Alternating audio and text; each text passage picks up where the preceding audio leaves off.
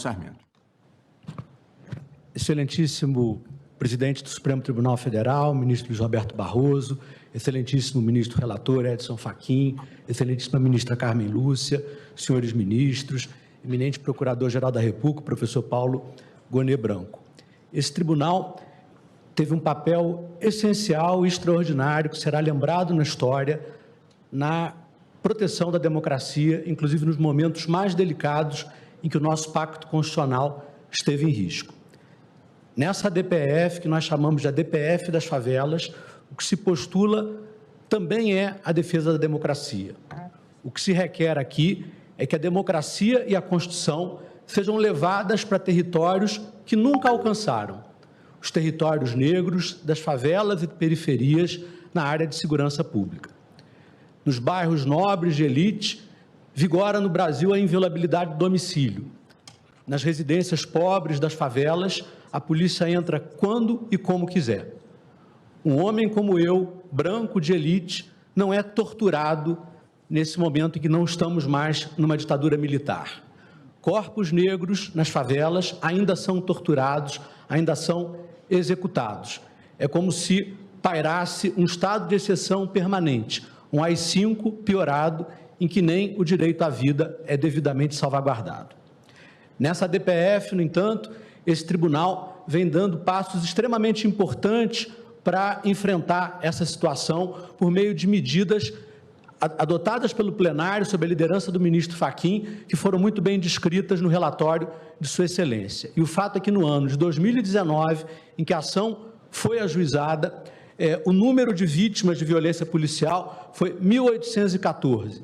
No ano de 2023, foi 871, uma queda de mais de 50%, e as estimativas são no sentido de que, nesse ano, a queda continue, que os números sejam ainda menores. Não há dúvida de que esses números são ainda altíssimos, são inaceitáveis, 74% acima da média nacional. Então, o estado de coisas inconstitucional persiste, a violência policial voltada, sobretudo, contra a população pobre e negra, ainda é uma triste realidade. E sobre quem que recai essa violência? E aqui os dados comprovam de maneira muito eloquente o racismo institucional. 87% das pessoas mortas no ano de 2023 eram pessoas negras. É a confirmação da letra do Emicida, que diz que existe pele alva e pele alvo. São também pessoas jovens, pessoas muito jovens. 54,5% dessas vítimas têm entre 12 e 24 anos. Mais de 3/4 delas têm menos de 30 anos. Vejam, excelências, que ao invés da gente dar educação e oportunidades, estamos entregando aos jovens negros brasileiros bala, terror e morte.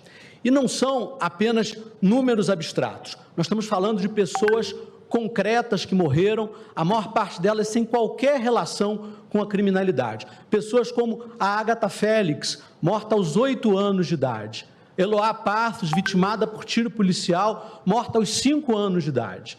João Pedro Matos, que aos 14 anos de idade foi alvejado com 70 tiros enquanto brincava em casa com seus primos. Kathleen Romeu, morta aos 24 anos de idade por um tiro de fuzil, grávida. Essas pessoas, como eu disse, não tinham relação alguma com a criminalidade. O problema é que elas talvez morassem no CEP errado, ou tivessem aquilo que Luiz Gama, maior advogado da história do país, chamou de um defeito de cor.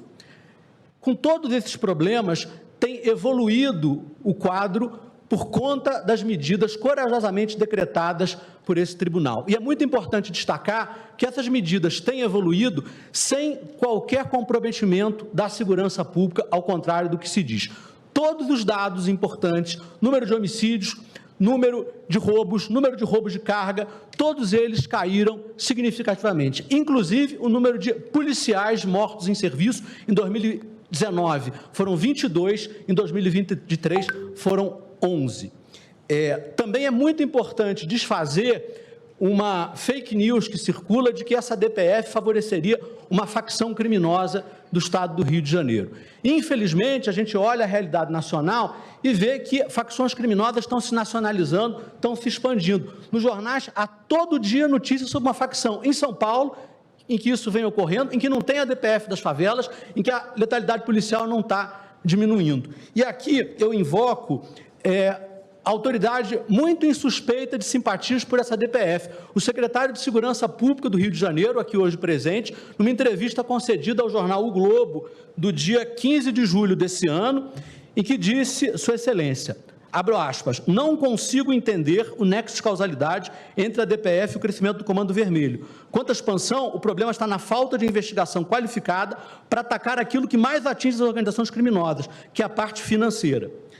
Na verdade, o governo do Rio de Janeiro tem de parar de tentar transformar o Supremo Tribunal Federal no bode expiatório para sua incompetência para enfrentar a criminalidade organizada. A realidade do Brasil e do Estado do Rio de Janeiro bem evidencia que violência policial, crime, milícias e corrupção andam juntos e talvez nenhum caso seja mais eloquente para demonstrá-lo do que o assassinato de Marielle Franco, cuja mãe está hoje presente nesse auditório. Nesse contexto, controlar mais a polícia, estabelecer monitoramento da atuação da polícia é enfrentar o crime e não favorecê-lo. Assentadas esses pressupostos, eu passo aqui algumas medidas, certo de que outras serão devidamente destacadas pelos amici curiae. Então, em primeiro lugar, é fundamental confirmar as medidas cautelares já concedidas pelo Supremo, já que elas têm tido um impacto extraordinário na redução da letalidade policial. Mas é central que essas medidas continuem sendo monitoradas por essa corte, monitoradas com apoio da sociedade civil e de especialistas, e isso por pelo menos 3 razões. Em primeiro lugar, a situação do Rio ainda caracteriza o estado de coisas inconstitucional. A letalidade ainda é altíssima, 74% superior à média nacional. Em segundo lugar, o comportamento do estado do Rio não revela que, sem o monitoramento, a situação tenda a evoluir. Há muitos exemplos de resistência, mas talvez o mais dramático deles tenha sido a chamada Operação Except, a maior chacina da história do Rio de Janeiro, ocorrida em 2021, em que 28 pessoas morreram, um policial e 27 moradores, e a operação foi batizada numa desrespeitosa ironia com esse Supremo Tribunal Federal. E, em terceiro lugar, porque é da jurisprudência desse tribunal que nos processos estruturais, depois da decisão de mérito, há uma fase de monitoramento, como ocorreu na DPF 347. Prossigo. Outro ponto extremamente importante em discussão nessa DPF diz respeito à meta de redução da letalidade policial. Eu diria que talvez a redução seja o cerne dessa ação. E aí o que faz o Estado do Rio de Janeiro? Ele, depois de silenciar sobre isso, nos primeiros arremedos de plano, ele propõe uma meta que está vinculada ao número de roubos no Estado. Vejam, se o número de roubos aumentar, é como se houvesse uma autorização para que as polícias matassem mais, numa ação em que se busca a redução da letalidade policial. A premissa que informou essa proposta do Estado do Rio de Janeiro é uma premissa completamente equivocada, de que a letalidade decorreria exclusivamente de dinâmicas próprias ao mundo do crime, quando o que já disse o Supremo Tribunal Federal, o que disse a Corte Interamericana dos Direitos Humanos, no caso Favela Nova Brasília, é de que essa letalidade excessiva tem relação à violação de direitos humanos pelo Estado. O comportamento do Estado tem que se alterar. E aí, com base nisso, o arguente, com apoio da coalizão, e a gente sempre tem atuado conjuntamente nisso, sugeriu uma outra meta, uma meta de redução de 70% da letalidade policial, que se baseia no trabalho do Grupo de Trabalho Polícia Cidadã, criada no CNJ, o ministro Fachin fez alusão a ele agora na sua síntese de relatório, que é um grupo composto por alguns dos maiores especialistas de segurança pública no Brasil e também representantes das polícias, representantes do Estado, que, usando métricas internacionalmente reconhecidas, usando parâmetros internacionais, indicou que essa é uma meta possível e necessária. Essa é uma meta que aproximaria a letalidade policial do Rio da letalidade que existe nos outros estados da federação, que já é elevadíssima para padrões de democracia constitucional. Essa é uma meta compatível com a dinâmica de decréscimo de mortes que vem acompanhando essa DPF. E essa é uma métrica coerente com a própria história do Rio de Janeiro, que no passado, eu falo aqui de anos como 2012, 2013, teve índices de letalidade policial bem menores, numa época em que o Rio tinha políticas de segurança pública que não se limitavam ao confronto armado e não planejado nas favelas. É coerente também com 4 meses do ano de 2020, foi o período em que o Estado do Rio razoavelmente cumpriu a decisão do Supremo Tribunal Federal de tornar excepcionais as incursões em favelas. E aí houve uma redução de 71,3% na letalidade policial, sem qualquer aumento nos índices criminais do Estado. Então é fundamental que essa meta seja fixada pelo tribunal. O Fórum Brasileiro de Segurança Pública, num documento muito importante que trata da DPF, propôs uma meta próxima, a meta de 66%, e esse é um tema que nós esperamos que o tribunal enfrente. Um outro tema também bastante importante diz respeito às operações policiais. E aqui é importante também desfazer uma outra fake news. O Supremo teve que até colocar ali na sua página na internet essa informação, tamanha era a circulação dessa fake news. O Argüente nunca postulou e o Supremo nunca determinou a proibição de operações policiais no Estado do Rio de Janeiro. O que o Argüente postulou e que o Supremo determinou foi algo calcado no princípio constitucional da proporcionalidade. Operações policiais não podem ser banalizadas. E por que elas não podem ser banalizadas? Por várias razões. Mas, em primeiro lugar, porque esse é um contexto em que ocorre muita letalidade policial. A polícia entra, tem do outro lado criminosos, troca de tiro, bala perdida, às vezes com fuzis, morrem pessoas que não têm nenhuma relação com o crime. Banalizar isso é uma loucura. Em segundo lugar, mesmo quando não ocorram mortes, essas operações banalizadas, rotinizadas, tornam infernal a vida da população das favelas. Não tem aula nas escolas, né? Há comunidades que ficam semanas e semanas sem aulas nas escolas. E o direito à educação das crianças? Os comércios às vezes não abrem, as pessoas não conseguem sair para trabalhar. Nós não aceitaríamos isso no Leblon, nós não aceitaríamos isso em Ipanema. E a gente não pode ter um apartheid na segurança pública do Rio de Janeiro, com 2 regimes, um que se respeita a Constituição para a elite, outro regime que ignora para os pobres.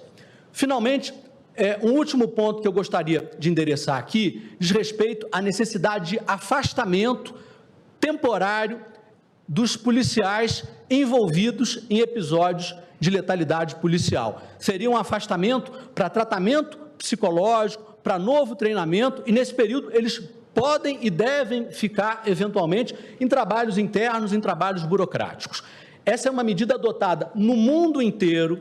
Em despacho aqui no Supremo Tribunal Federal, o ministro Flávio Dino nos revelou que, inclusive, ela é adotada com sucesso no estado do Maranhão, né? Há uma decisão da Corte Interamericana de Direitos Humanos contra o Brasil, no caso Honorato, uma decisão de 2024, mas vinculante, determinando que isso seja feito, e no Rio não tem, no Rio isso é facultativo, né? Mas aí o Rio disse, olha, o número de pessoas a serem afastadas ia ser muito grande, isso poderia prejudicar os nossos serviços. A gente foi olhar esses números, os números não são tão impressionantes assim, não chega a 3% do efetivo das polícias. Mas ainda assim formulamos um pedido subsidiário a partir de um estudo de um grupo de trabalho da Universidade Federal Fluminense, coordenado pelo professor Daniel Irata, aqui também hoje nesse auditório, e que mostrou dados absolutamente eloquentes.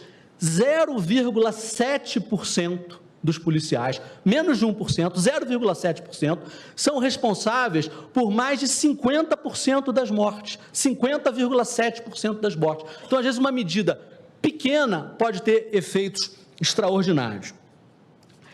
Senhora ministra, senhores ministros, eu finalizo lembrando aqui uma fala de Marielle Franco, cujas lutas têm absolutamente tudo a ver com essa ADPF. Na véspera do seu trágico assassinato, Marielle disse: quantos mais precisarão morrer até que essa guerra acabe?